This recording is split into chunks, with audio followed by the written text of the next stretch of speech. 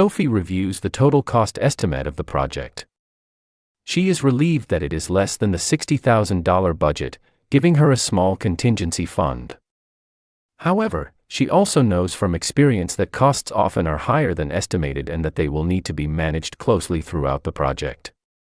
To do so, in addition to the amount of the estimated costs, she will need to know when they are planned to occur. For example, if $30,000 is spent by the halfway point of the project, does this mean that the project will meet its budget? What if more of the costs will be incurred near the end of the project?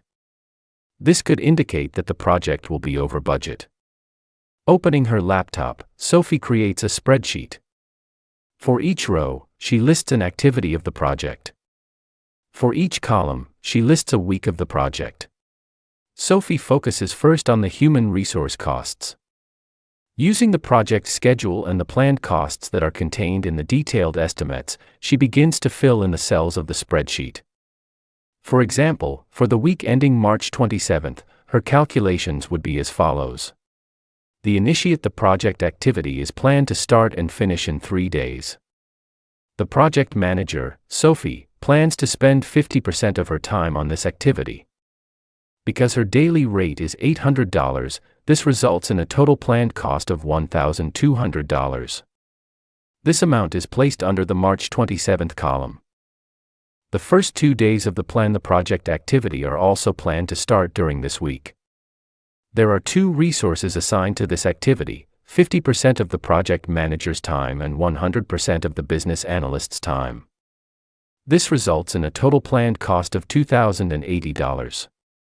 Sophie continues to calculate the planned cost for each of the remaining 7 weeks of the project's schedule.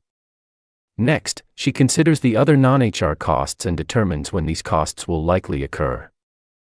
Based on the schedule, the banner stands will be ordered during the week ending April 10th. The cards during the week ending April 17th. And the cameras and tripods during the week ending April 24th. Material costs for the murals will occur during the week ending April 17th.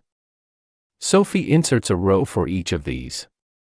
Once complete, she double-checks her work to ensure that the total cost in her new spreadsheet, $56,520, matches the total of the cost estimates she developed earlier.